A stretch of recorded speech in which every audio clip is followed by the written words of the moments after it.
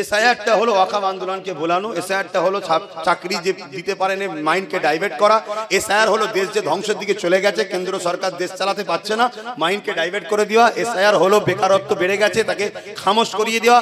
এটাই তো ভয় দেখিয়ে ভয় দেখিয়ে ভয় দেখিয়ে এদেরকে শিক্ষা থেকে, স্বাস্থ্য থেকে, কর্ম থেকে, সব থেকে এদেরকে পুরো প্যারালাইসিস রোগী করে দাও, দিয়ে তোমার ডেট শেষ, তুমি চলে যাও, আমি তারপরে এন্ট্রি হব।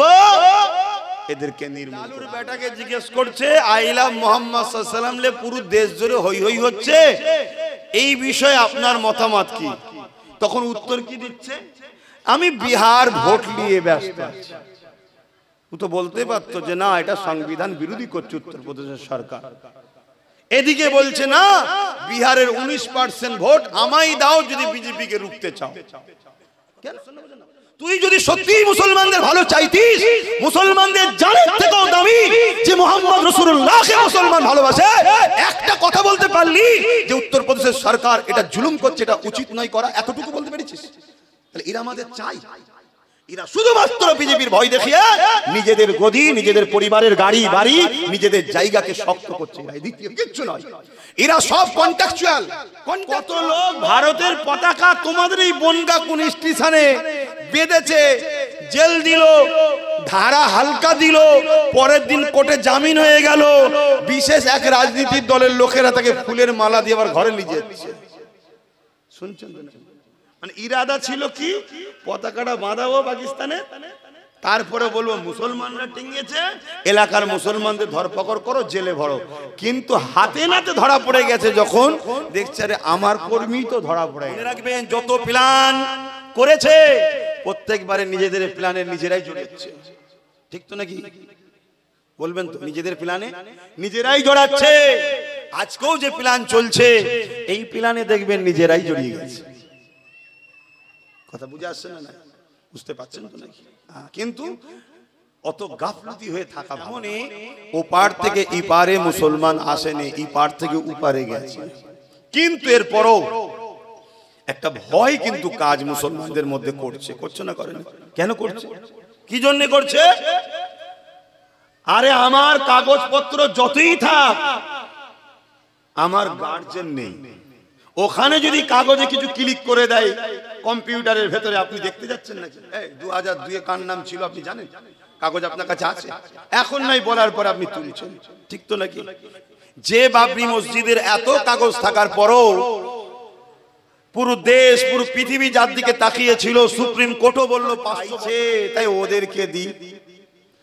মানে বাপের দুটো ছেলে, বাপ বললো জিনিসটা হয়তো একটা ছেলের, কিন্তু বলছে ও একটু বায়না করছে, ওকে দিয়ে দাও। ঠিক এই ধরনের আশ্চর্যের বিষয়, একটা দেশের সর্বোচ্চ আদালত থেকে একটা রায় বেরোচ্ছে কি ওরা আস্থা করেছে, ওরা। তাহলে বলো কাল যদি তোমার সব থাকে, তারপরও যদি মনে হয় ওরা সবাই বলছে এদেরকে রাখবো না, চলো চলে যাও, কি করবে? আজ যেমন উত্তরপ্রদেশের কানপুরে আমার রাসূলুল্লাহ নাম লেখাতে জুলুম হলো, এরা যতই চেষ্টা করো আমাদের দিল থেকে কি রসুলের নাম মুছতে পারবে? আমরা তো এমনি ব্যানারের ধর্ম নয়, কেন ব্যানার ট্যানারে আল্লাহর নাম, নবীর নাম, এগুলো আমি ঠিক পছন্দ করি না, ইসলামও পছন্দ করে না। কেন? এটাকে যত্ন ঠিকভাবে রাখতে আমরা পারবো না। ছিঁড়ে পড়ে যাবে, রাস্তায় পড়বে, ড্রেনে চলে যাবে, নোংরা আবর্জনাতে চলে যাবে, গেঞ্জিতে লিখবেন, ওই গেঞ্জি নোংরা কাপড়ের সঙ্গে একসাথে কাঁচা হবে, গাড়ির সাইমে স্টিকার মারবেন, টায়ার মুছছেন যে কাপড়ে ওই স্টিকার মুছবেন, এগুলো আদবের খেলাফ। তবে হ্যাঁ, কোন একটা ভাই যদি তার প্রেমের ইজহারের জন্য যে লেখে আমি রসুলকে ভালোবাসি, সে যদি দায়িত্ব নিয়ে সেটাকে যত্ন আকারে রাখবে, সে যদি জিম্মাদার হয়, সেটাকে রুকার অধিকার কে দিয়েছে? দেশ তো রুখতে বলে না, দেশ তো ইজাজত দিয়েছে। সংবিধানের 25 নম্বর আর্টিকেলের মধ্যে আছে ভারতবর্ষ এমন একটা দেশ যে দেশে সে যা ধর্ম করবে, যে যা ধর্ম প্রচার করবে, তার ধর্ম প্রচার, তার ধর্ম পালন সে নিজের মতো করে করবে, কারো বাধা দিবার অধিকার নেই, রাষ্ট্র হস্তক্ষেপ করবে না। কথা বুঝে আসছে? কিন্তু দুঃখের বিষয় আমরা এখন এতিম হয়ে গেছি, আমাদের আব্বাজান নেই। আব্বাজান বলতো আব্বাজান, বুঝতে পারছেন তো নাকি? আমাদের নেতা নেই, আমাদের দল নেই, আমাদের ক্ষমতা নেই, তাই আমরা নিজেরা চুপচাপ থাকি, রাস্তা জাম করি না, মিছিল করি না, রাস্তা 14 দিন 15 দিন বন্ধও রাখি না, অন্য ধর্মের বিরুদ্ধেও বলি না, উপরন্তু সব কিছু ঝাড় আমাদেরকেই খেতে হয়। আমার ধর্মকে গাল দেয় যারা, তারা পুরস্কৃত হয়। আমার ধর্মের বিরুদ্ধে মিথ্যাচার যারা করে তারা সম্মানিত হয়। আমার ধর্মকে যারা মিটাতে চাই বলে তাদের আগে পিছু ফোর্স দেওয়া হয়, সব কিছু হয়।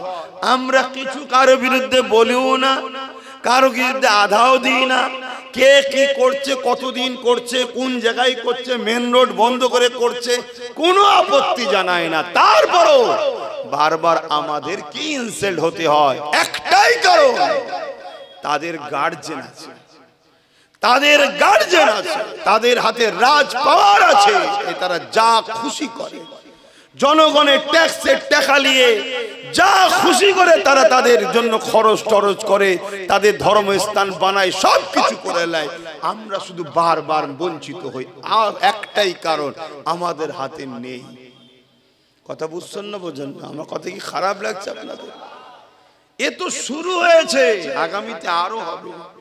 এই যে এসআইআর যেটা শুরু হয়েছে, 100-র মধ্যে 99টা নিশ্চিন্তায় মুসলমান থাকে, কোনো টেনশন নেই। কেন? কোন মুসলমান ওই দেশ থেকে দেশে আসেনি। উপরন্তু এখান থেকে লাখো কোটি চলে গেছে। এটা সামান্য কমন সেন্স একটা বুদ্ধি কি বলে, একটা কমন বুদ্ধি কি বলে, একটা জায়গায় যদি 80% মুসলমান থাকে, 80টা মুসলমান আছে, 20টা অন্য ধর্মের আছে। আরেকটা গ্রামে 20টা মুসলমান আছে, 80টা অন্য ধর্মের লোক আছে। এখন ওই 20টা যে গ্রামে মুসলমান আছে তাকে যদি বলা হয় আপনি কি 80টা যেখানে মুসলমান আছে সেখানে যে থাকবেন, সে খুশি খুশিতে যেতে চাইবে। কেন? কি কারণে? এখানে নিরাপদ নয় না, তার জন্য নয়। মানুষ মানুষের কাছে নিরাপদ থাকবে না তো কার কাছে নিরাপদ থাকবে? এর জন্য নয়। তাহলে যাবে কেন? না একসাথে ঈদ করব, একসাথে বকরা ঈদ করব, একসাথে কোরবানি করব, একসাথে মসজিদ পে নামাজ পড়ব, একসাথে বিবাহ শাদী ধর্মীয় কাজ কাম জলসা মাহফিল একসাথে করতে আমাদের সুবিধা হবে। ঠিক না বেটি? তাই চলে যাবে 80% যেখানে মুসলমান। ঠিক তেমনি আমার মুসলিম ভাইদেরকেও যদি বলা হয় যে ভাই যেখানে 80% অমুসলিম আছে সেখানে 20% যাবেন কি? তারাও খুশি খুশিতে যাবে। কেন? ভয়েতে না, না, একসাথে থাকলে একসাথে আমরা ধর্মের কাজ করতে সুবিধা হবে, আমাদের একসাথে বিবাহ শাদী উঠা বসা সব একসাথে সুবিধা হবে। ঠিক তেমনি ওপার থেকে ইপারে মুসলমান আসেনি, ইপার থেকে উপারে গেছে। কিন্তু এরপরও একটা ভয় কিন্তু কাজ মুসলমানদের মধ্যে করছে না, করে না? কেন করছে? কি জন্য করছে? আরে আমার কাগজপত্র যতই থাক, আমার গার্জেন নেই। ওখানে যদি কাগজে কিছু ক্লিক করে দেয় কম্পিউটারের ভেতরে, আপনি দেখতে যাচ্ছেন নাকি? 2002-এ কার নাম ছিল আপনি জানেন? কাগজ আপনার কাছে আছে, এখন নাই বলার পর আপনি তুলছেন। ঠিক তো নাকি? যে বাবরি মসজিদের এত কাগজ থাকার পরও পুরো দেশ পুরো পৃথিবী যার দিকে তাকিয়েছিল, সুপ্রিম কোর্টও বলল 500 বছরের আগে থেকে এখানে নামাজ হয়ে আসছে, 500 বছর আগে থেকে এখানে দ্বিতীয় কিছু ছিল না, সব কিছু সুপ্রিম কোর্ট মেনে নিল এটা বাবরি মসজিদ। তারপরও বলছে ওরা চাইছে তাই ওদেরকে দি। মানে বাপের দুটো ছেলে, বাপ বলল জিনিসটা হয়তো একটা ছেলের, কিন্তু বলছে ও একটু বায়না করছে ওকে দিয়ে দাও। ঠিক এই ধরনের আশ্চর্যের বিষয়, একটা দেশের সর্বোচ্চ আদালত থেকে একটা রায় বেরোচ্ছে কি ওরা আস্থা করেছে, ওরা তাহলে বলো, কাল যদি তোমার সব থাকে তারপরও যদি মনে হয় ওরা সবাই বলছে এদেরকে রাখবো না, চলো চল যাও, তাহলে কি করবে? তোমার তো কেউ নেই, তোমার হয়ে লড়ার কেউ আছে? এই যে প্রশাসন বন্ধুরা ঘুরছে, এরা তো নিরুপায়, এদের কিছু করার নেই। তো এনারা যে দপ্তরে কাজ করে সেই দপ্তরের যে হেড যা বলবে শুনতে হবে না, চাকরি চলে যাবে। কথা ভুল বলছি নাকি? চলে যাবে। সেখান যদি হুকুম করে এই ধরো, তুমি আদৌ দোষী নয়, কিন্তু ইনাদের কিছু করার নেই, এই চলো, নাই ভাই আমার জানলে টানাটানি হবে। তাহলে ওই জায়গাটা আমাদের তো কেউ নেই, এই জন্য আজকে এই দশা আমাদের। মনে রাখবেন, যত প্ল্যান করেছে প্রত্যেকবারে নিজেদের প্ল্যানের নিজেরাই জড়িয়েছে, ঠিক তো নাকি? বলবেন তো, নিজেদের প্ল্যানে নিজেরাই জড়াচ্ছে। আজকেও যে প্ল্যান চলছে এই প্ল্যানে দেখবেন নিজেরাই জড়িয়ে গেছে। কথা বুঝে আসছে না? না বুঝতে পারছেন তো নাকি? কিন্তু অত গাফলতি হয়ে থাকা ভালো নয়, যে গাফলতি আমার কওমের হয়েছে। আমার কওমের যে গাফলতি, এ কচি দেখে দে তো, এই কচি এনে দে তো, এটা করে না। নিজের পিঠ যদি চুলকায়, এখানে ওখানে চুলকা, এটা নবীন মেম্বার। নিজের পিঠ যদি চুলকোই নিজেকেই চুলকে নিতে হয়, তাই তো নাকি? ভাষাটা খারাপ না, বাস্তব কথা। সমস্যা নিজেকে একটু দায়িত্ব নিয়ে করতে হবে। সব গাফলতি করে এলে বাবা এটা নিয়ে যা, নিয়ে যা, নিয়ে যা, নিয়ে যা, একেবারে গিয়ে ড্রামে চলে যাবে। কথা বুঝছেন তো নাকি? কেন আপনি নিশ্চিন্তায় বলতে পারি, আমি এ বাংলার মুসলমান, এ ভারতের মুসলমান, এরা অন্য জায়গা থেকে আসে, এরা এখানে। কিন্তু আমাদের গাফলতির জন্যে কিছু ক্ষতি হলেও হতে পারে, তার জন্য গাফলতি ছাড়তে হবে। ছেড়ে দেন, সব সমস্যা ঠিক হয়ে যাবে। আর দ্বিতীয়, সমাজে এতিমের যেমন কোনো গুরুত্ব থাকে না, গার্জেন হারা হওয়ার জন্য এই দুনিয়াবি ক্ষমতার জায়গাতেও নিজেদের গার্জেন, নিজেদের লিডার, নিজেদের দল, নিজেদের পাওয়ার না থাকার দরুন আমাদের সমাজে গুরুত্ব নাই। কথা কিছু বুঝে আসছে? তুমি তোমারটা তৈরি করো। কেউ যদি তোমাকে সাথে নিতে চায়, চলো একসাথে চলি, কিন্তু তা বলে তোর সাথে আমি যাব কেন, তুই আমার সাথে আসবি কোনোদিন? কথা খারাপ লাগছে নাকি? তাই না, দুজনে মিলে একসাথে করি, একসাথে, তাহলে আবার একসাথে থাকবে। কিন্তু সারা জীবন সেই পরের আব্বাকে ও আব্বা, ও আব্বা, ও আব্বা বলবেন, মাঠে খাটালো, ধান কাটালো, ধান ঝাড়ালো, সেদ্ধ করালো, চাল করালো, রান্না করালো, দেখছে আব্বা আব্বা করছে, ছেলেকে দিয়ে কাজ করিয়ে এলি। আর আমরাও ভাবছি আব্বা কত ভালোবাসে। লাস্টে যখন খাবার টাইম হয়েছে, ঘরের দরজা দিয়ে তারা বাব্বাটাই খাচ্ছে, তোমাকে আমাকে বার করে দিয়েছে। কি সমাজে ঘটছে না? সব কিছুর ভাগের বেলায় আমরা বাদ। কি গো, কথা কি খারাপ লাগছে? একটু বোঝে, একটু ভাবে। এটা যুগে যুগে হয়ে আসছে। আবু জেহেল কুয়া করেছিল আমার নবীকে ফেলবে, কুয়ায় পড়েছিল কে? জোরে বলে, আবু জেহেলই পড়েছে। আজকের আবু জেহেলরাও কুয়া খুঁড়ছে আমাদেরকে ফেলবে বলে, আর এরাও কুয়া থেকে উঠতে গেলে আমাদেরই হাত ধরে উঠতে হয়। কি গো, আমরা হাত না ধরলে উঠতে পারবি না? কথা বলে। হ্যাঁ, কেউ একজন আগে ছিল, আমাদেরকে কুয়ায় ফেলে দিয়ে গেছিল, আমরা যখন বুঝতে পেরে সরে গেছি, কুয়ায় সে নিজে পড়েছে না পড়েনি? এমন কুয়ায় পড়েছে, এখনো উঠতে পারছে কি? পারেনি। আমরা যদি এক্ষুনি সবাই মিলে হাত ধরি, চচ্চর করে আবার উঠে পড়বে। তাহলে আমরা যার হাত ধরি সে যখন ওঠে, তাহলে আমাদের ভাগিদারিটা করি,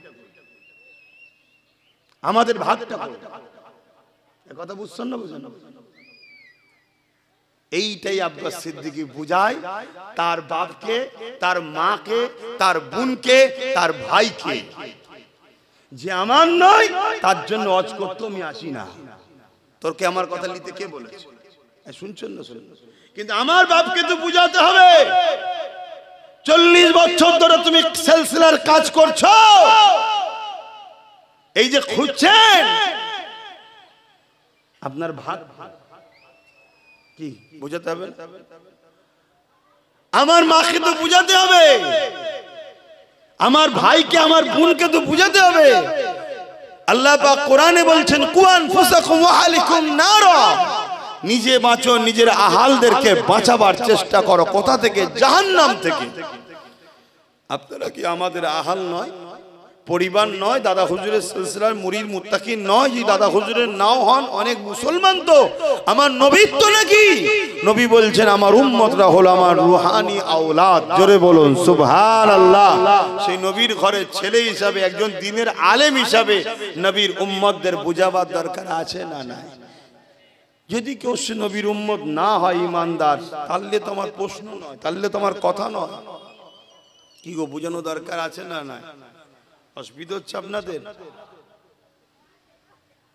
মনে রাখেন, তামাম পৃথিবীতে যুগে যুগে যুগে যুগে আমাদের অসতর্কে, আমাদেরই ভুলের জন্য ইসলামের বড় বড় ক্ষতি হয়েছে।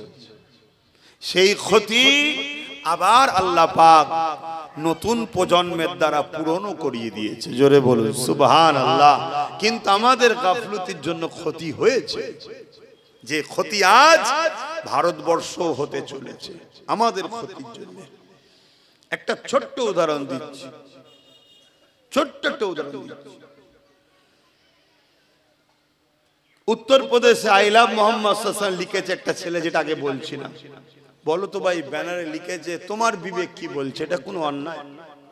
আমি রবিকে ভালোবাসি, একটা ব্যানার। এখানে লেখা আছে এবিএস মডেল স্কুল, একটা ব্যানারে দেখুন।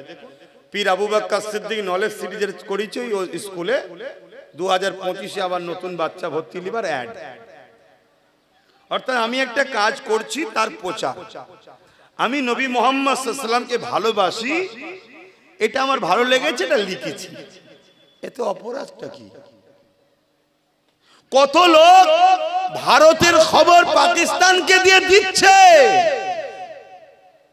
সেটা অপরাধ নয়? কথা বুঝছো না? তাদের তো ধরছে না। কত লোক ভারতের পতাকা তোমাদের এই বনগা কোন স্টেশনে বেঁধেছে, জেল দিল, ধারা হালকা দিল, পরের দিন কোর্টে জামিন হয়ে গেল, বিশেষ এক রাজনীতির দলের লোকেরা তাকে ফুলের মালা দিয়ে আবার ঘরে নিয়ে যাচ্ছে। শুনছেন তো? মানে ইরাদা ছিল কি, পতাকাটা বাঁধাবো পাকিস্তানে, তারপরে বলবো মুসলমানরা টিঙ্গেছে, এলাকার মুসলমানদের ধরপকড় করো, জেলে ভরো। কিন্তু হাতে নাতে ধরা পড়ে গেছে যখন, দেখছে আরে আমার কর্মী তো ধরা পড়ে গেল। হালকা ধরা দিল কেন? প্রশাসনের কিছু করা নেই, ওপর থেকে হ্যালো, ধারাটা হালকা দিবি, কেসটা বেশি দিবি না, চলে এলো নাকি? বুঝতে পারছেন তো নাকি? প্রশাসন দেখছে যা, আমি কি করবো, আমার চাকরি চলে যাবে, চলো হালকা ধারা। পরের দিন কোর্টে উঠলো, জামিন হয়ে গেল। শুনছেন? আর শারজিল ইমাম উমর খালিদ নাম জানেন? চেনেন আপনি? চেনেন? অথচ এনআরসির জন্য লড়াই করতে গিয়ে দিল্লি শাহিনবাগ থেকে বন্দি করলো, তারা নির্দোষ মানুষকে বাঁচাবার জন্য লড়াই করতে গিয়ে ডেটের পর ডেট, ডেটের পর ডেট, ডেটের পর ডেট, এখনো জেলে আছে। অপরাধ কি? সে মুসলমান। আর এখানে পাকিস্তানের পতাকা বানছিল, এদেরকে ধরে পরের দিন ছেড়ে দেওয়া হলো। কেন? নেতা ওদের, সব ওদের। আর শারজিল ইমাম আর ওমর খালিদ, এদের কেউ নেই। এই মাথায় ঢুকছে তো নাকি? এরপরও যদি না বোঝো, আমার কিছু তো দেখার নেই, তো আমার ডিউটি পালন করছি। আমি শুধু আমার ডিউটি পালন করছি। আল্লাহ পাকের কাছে আমি না ধরা পড়ে যাই যে বলিস নি কেন, এজন্য বলছি। আমার কথা যদি সবাই নাও নেন, আল্লাহর জাত পাকের কসম করে বলছে আমার কোনো অসুবিধা নেই। আল্লাহর জাত পাকের কসম করে বলছে আমার কোনো অসুবিধা নেই। আমার ভাই নওশাদের কোনো অসুবিধা নেই, ও যদি হেরাও যায় ওর কোনো অসুবিধা নেই। কে বলেছে ওর অসুবিধা? কথা মাথায় ঢুকছে না? ঢোকে না কেন? একটা স্টাম্প নিয়ে এসেছে মায়ের পেট থেকে, আওলাদে রসুল আওলাদে মুজাদ্দিদ, খানদানে রসুল আওলাদে মুজাদ্দিদ, একটা স্টাম্প নিয়ে দুনিয়ায় এসেছে। ওর আগেও দেখার দরকার নেই, পিছন ডায়ে কিচ্ছু দেখার দরকার নেই। তো ওর জন্য আল্লাহ ও রসুল যথেষ্ট। কথা বুঝে আসছে না? নাই তারপরও এত সংগ্রাম, এত লড়াই কেন? আল্লাহর কাছে ধরা পড়ে যেতে হবে, হক কথা বলতে হবে। এবং নবী বলেছে নেতৃত্ব কুরাইশ বংশের বাচ্চারা দেবে। কথা বুঝে আসছে না? এজন্য বুঝানো। তো ভাইয়ের আমার, তাহলে আজকে সেই কানপুরে লিখেছে এটা কোনো অপরাধ নয়, সংবিধানও বলছে অপরাধ নয়, কিন্তু তারপরেও তার বিরুদ্ধে কেস হলো, ধরা হলো। এটা একটা বিষয়। আর একটা বিষয় হচ্ছে এতদিন ওই উত্তরপ্রদেশে যতগুলো সেকুলারের নামে দলের নেতা ছিল, একটা কারো মুখে শুনেছেন যে উত্তরপ্রদেশে এইটা হয়েছে, এটা অন্যায়? আমার দেশের রাজ্যের কথা বলছি না, উত্তরপ্রদেশেরই যারা রয়েছে, কেউ একটা প্রতিবাদ করেছে শুনেছে? কেন? অতএব তারাও কিন্তু এতই বুঝাতো যে তোমরা এদিক ওদিক করো না, তোমরা এদিক ওদিক করলে এ চলে আসবে, ও চলে আসবে, এই করে করে মুসলমানকে রেখেছিল। একদিন সেই আসলো, আর আজকে যখন মুসলমান বিপদে পড়ছে, কি একটা বলেছে আমি নবীকে ভালোবাসি লিকা, তাকে জেলে পড়ছে, সেই ছেলেটার হয়ে একটা কেউ বাইট দিয়েছে? কোন দলের সুপ্রিমো বাইট দিয়েছে যে এটা অত্যাচার হচ্ছে, তার ধর্মের স্বাধীনতাকে কেড়ে নেওয়া হচ্ছে? দেয়নি। আরেকটা কথা বলছি, বিহারে অলরেডি ভোট চলছে, গতকালকে একটা ভোট হলো বিহারে। লালুর বেটাকে জিজ্ঞেস করছে আই লাভ মোহাম্মদ সাল্লাল্লাহু আলাইহি ওয়াসাল্লাম লে পুরো দেশ জুড়ে হই হই হচ্ছে, এই বিষয়ে আপনার মতামত কি? তখন উত্তর কি দিচ্ছে? আমি বিহার ভোট নিয়ে ব্যস্ত আছি। ও তো বলতে পারতো যে না, এটা সংবিধান বিরোধী করছে উত্তরপ্রদেশের সরকার। এদিকে বলছে না, বিহারের 19% ভোট আমায় দাও যদি বিজেপিকে রুখতে চাও। কেন? এই কথা বুঝছেন না? বোঝেন না? তুই যদি সত্যি মুসলমানদের ভালো চাইতিস, মুসলমানদের জানের থেকেও দামি যে মুহাম্মদ রাসূলুল্লাহকে মুসলমান ভালোবাসে, একটা কথা বলতে পারলি যে উত্তরপ্রদেশের সরকার এটা জুলুম করছে, এটা উচিত নয় করা, এতটুকু বলতে পেরেছিস? তাহলে এরা আমাদের চাই, এরা শুধুমাত্র বিজেপির ভয় দেখিয়ে নিজেদের গদি, নিজেদের পরিবারের গাড়ি বাড়ি, নিজেদের জায়গাকে শক্ত করছে। এরা দ্বিতীয় কিচ্ছু নয়। এরা সব কন্ট্রাকচুয়াল। অনেক দেখবেন রাস্তায় টোল প্লাজা থাকে, toll plaza Australia company, France company, Chinese company, বিভিন্ন দেশের কোম্পানিকে সরকার দিয়ে দেয়। অনেক দেশের হয় ওই টোল প্লাজা 10 বছরের জন্য ভাড়া, 10 বছরে যত গাড়ি যাতায়াত করবে, যে দেশের কোম্পানি করছে সে দেশ নিয়ে নেবে, বাকি তারপরে ওটা দেশের হয়ে যাবে। এই যে যত সেকুলারের নামে রয়েছে, এরা হলো কোম্পানি ওই টোল প্লাজার মতো, শুধুমাত্র ভয় দেখিয়ে এদেরকে শিক্ষা থেকে, স্বাস্থ্য থেকে, কর্ম থেকে, সব থেকে এদেরকে পুরো প্যারালাইসিস রোগী করে দাও, দিয়ে তোমার ডেট শেষ, তুমি চলে যাও, আমি তারপরে এন্ট্রি হব, এদেরকে নির্মূল করে দেবো। কথা মাথায় ঢুকছে না? ঢুকছে। যেমন দিল্লিতে হলো, সেই ষড়যন্ত্র আজও চলছে। আর আমরা শুধু আল্লাহকে ভয় করা ছেড়ে দিয়ে খানদানে রাসূলদের বিরুদ্ধে গালিগালাজ করছি বলার জন্য। কথা মাথায় ঢুকছে তো? শুধরাও, এখনো টাইম আছে। যদি বিশ্বাস হয়, আর যদি বিশ্বাস না হয়, আমি আমার ডিউটি করে যাচ্ছি, তুমি তোমার বুঝে নাও। এই যে আজকে এসআইআরটা কি জানো? এসআইআরটা কি জানেন আপনারা? বলুন, কেউ জানেন কি? 90% মানুষ জানে না এসআইআরটা কি, জানেই না। আমি আপনাদের ঘরে বলবো, শুনবেন?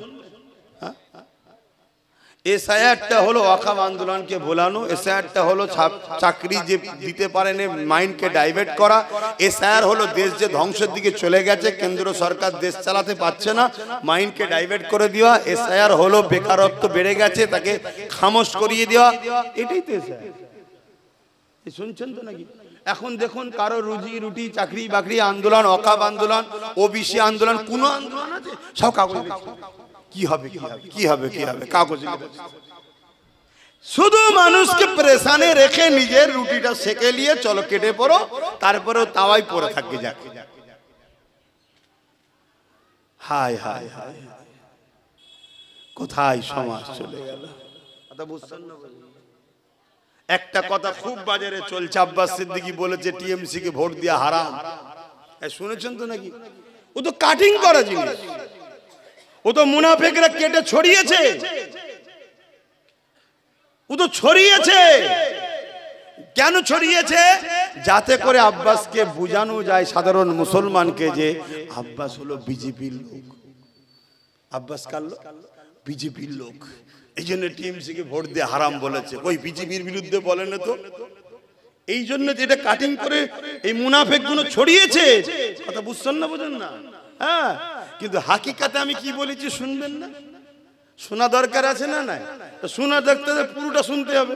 কি বলেছি তা 20 মিনিট, 20 মিনিট বলছি, 20 সেকেন্ড, 30 সেকেন্ড, 1 মিনিট, 1.5 মিনিট কে ওয়াচ করে, বাকি বক্তা কোনো গেল কোথায়? আগে কই, পরে কই? হ্যাঁ, তাহলে একটুখানি বলি, ধৈর্য হারা হচ্ছেন না তো? 10 মিনিটের মধ্যে কাজ ছেড়ে দেবো। এই কমিটি, অসুবিধা হচ্ছে? তোদের ভয় লাগছে নাকি? ভয় লাগলে পরের বার দাওয়াত করবি নি। দাওয়াত করার সময় তো জোর করে যে করি, ভাই জান নিতে হবে। কোথায় গেল আমার আলী ভাই? ভয় লাগছে নাকি? দুনিয়ায় যদি কপালে জেল খাটা থাকে ঘুরে আসবেন, অসুবিধা কি আছে? কপালকে কেউ চেঞ্জ করতে পারে? দুনিয়ায় যদি মার খাওয়া কপালে মার খেয়ে নেবেন, অসুবিধা কি আছে? কিন্তু আখিরাতটা আপনার কামিয়াবি হবে যদি আপনি হকের পক্ষে থাকেন। কতদিনের দুনিয়া? আলী ভাইয়ের কত হলো? বয়স কত হলো? 48, একদম শেষের দিকে। খুব টেনে মুড়ি। কতদিন? আচ্ছা লাও না 30 বছর আরো বেরিয়ে দিলাম, লাও, আল্লাহ ভালো জানে। 40 বছর আল্লাহ ভালো জানে। 50 বছর, আচ্ছা আর 100 বছর দিলে খুশি? আল্লাহ ভালো জানে। কিন্তু গড় কি বলছে? গড়টা কি বলছে? 70, 80, এর উপরে তো কেউ যাচ্ছে না। ঠিক আছে, তারপরেও ধরে নিলাম 100 বছর। তারপরও মরণ আছে না নাই? আমি এটাই বুঝতে চাইছি, মরণ আছে না নাই? সেই জায়গায় কি জবাব দেবেন? কবরে যখন জাহান্নামের গর্ত করে দিয়ে 99টা সাপ দেবে দুমুখো, আর কালা কানা ফেরেশতা পাঠিয়ে পিটবে, তখন কি উত্তর দেবে? তো এইটা আমার বাপকে, আমার মাকে, আমার ভাইকে, আমার বোনকে বোঝানো দরকার আছে না? যে ভাই আমার গুনার মাপ আছে। সিনেমা দেখে ফেলেছিস, তওবা কর। গান শুনেছিস, তওবা কর। যাত্রা গেছিস, তওবা কর। মদ খেয়ে ফেলেছিস, তওবা কর। জিনা করে ফেলেছিস, তওবা কর। কাঁদ আল্লাহর কাছে। গুনার মাপ আছে না? নাই।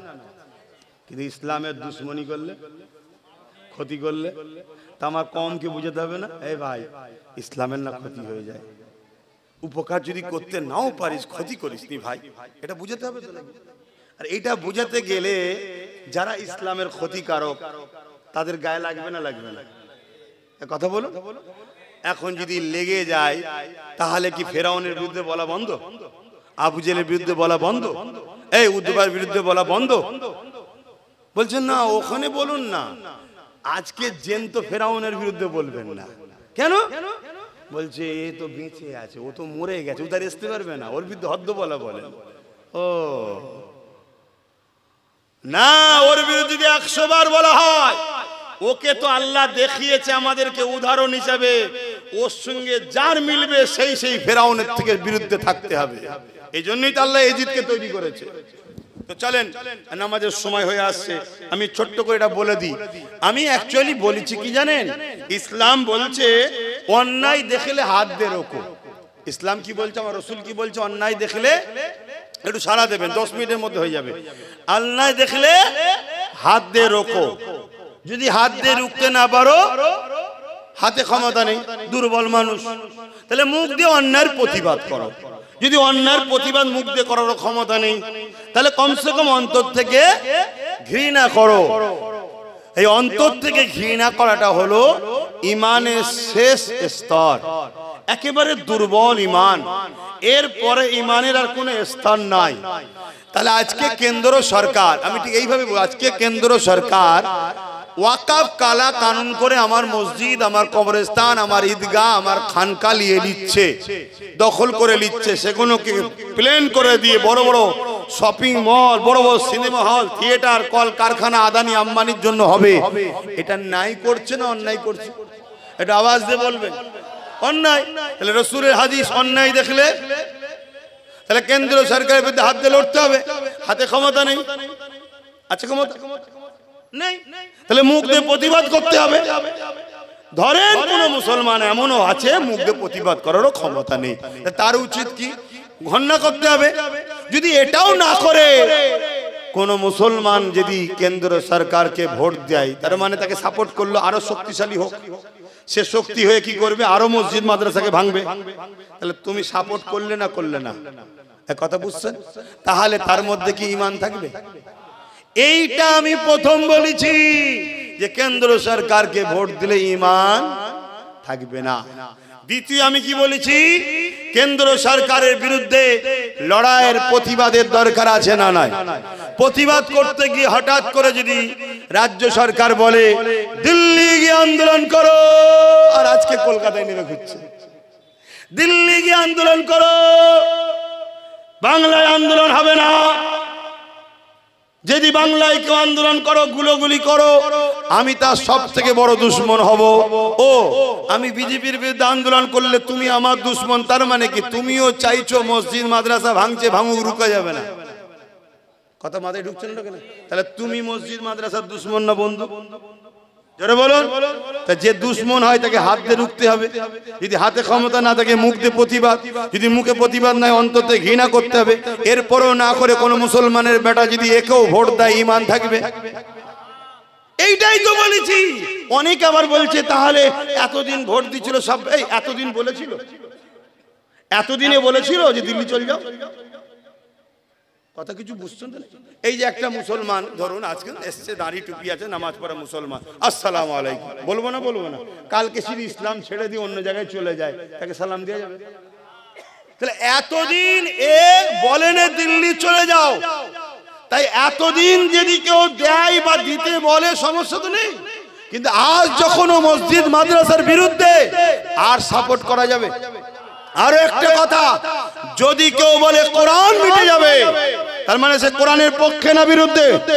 যে কোরআনকে মিটাবার কথা বলে কোরআনের বিরুদ্ধে, তাকে তুমি সাপোর্ট করা মানে তার ওই কথাকেও তুমি সাপোর্ট করলে, তাকে শক্তিশালী করলে। আজ মুখে বলেছে, কাল বাস্তবে করবে, তার কি মান থাকবে? এই কথাটা আমি বলেছি। বলার পরে আবার কি বলেছি জানেন? সেটাও শোনেন। এরপরও বলেছি কি, যদি কেউ মনে করো যে এটা ভুল করে বলে ফেলেছে, তাহলে তোমার সরকারকে যে বলো একটা বাইট দিতে, যে আমার এগুলো বলা ভুল হয়ে গেছে, তাহলে আমি এসে ওর বিরুদ্ধে বলবো, এর বিরুদ্ধে বলবো না।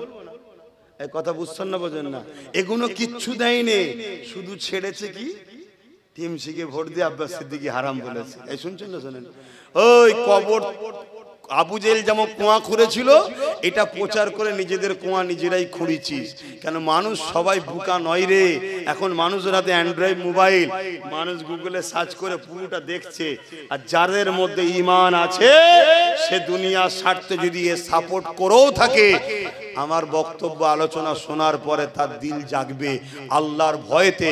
কোরআনের দুশ্মন, মসজিদের দুশ্মন, মাদ্রাসার দুশ্মন। দুর্গাপুরে বোলডুজার দিয়ে রাজ্য সরকার মাদ্রাসা ভেঙেছে, এবং মিড ডে মিলের খাবার রাস্তার কুকুরের বাচ্চাকে দেবো, তো মাদ্রাসার বাচ্চাদের দেবো না, এই রাজ্য সরকার বলেছে। এই সরকারকে কোনো ইমানদার ভোট দিতে পারে না। কথা মাথায় ঢুকছে না? ঢোকে না? যদি দেয় তার ঈমান থাকতে পারে না। এইটাই তো বলেছি। এবারে এই যদি এর ভুলটাকে স্বীকার করে নেয় যে আমার ওই কোরআন শেষে বলাটা ভুল হয়েছে, দিল্লি চলে যাও বলাটা ভুল হয়েছে, আন্দোলন তোমরা করো, রাস্তা যেন জাম না হয়, একটু আমার দিকেও খেয়াল রেখো, কেন আমি তো তোমাদের সাথে আছি, কি তাহলে ভিন্ন বিষয়। আর নাই শুধু মুখে বলবে এসআইআর হতে দেব না, আমি বেঁচে থাকতে এসআইআর হতে দেব না। এসআইআর চালু হয়ে গেছে, উনি মরে গেছে এমন কোন রিপোর্ট আছে নাকি? চালু হয়ে গেছে। কথা বুঝছেন না? বোঝেন? এগুলো শুধুমাত্র মুসলিম তোমাকে আমাকে বিশেষ করে বোকা বানাচ্ছে। আবার আজকে কি বলছে? বেঁচে থাকতে এনআরসি হতে দেবো না। আরে এনআরসি কোথা থেকে এলো? কথা বুঝে আসছে না? যদি বলেন না এনআরসি হচ্ছে, তাহলে অন্য অন্য রাজ্যে এসআইআর কে কেস করে তাদের বিধানসভায় বিল পাস করে এসআইআর বন্ধ করে দিচ্ছে অন্য অন্য রাজ্য, জানেন তো নাকি?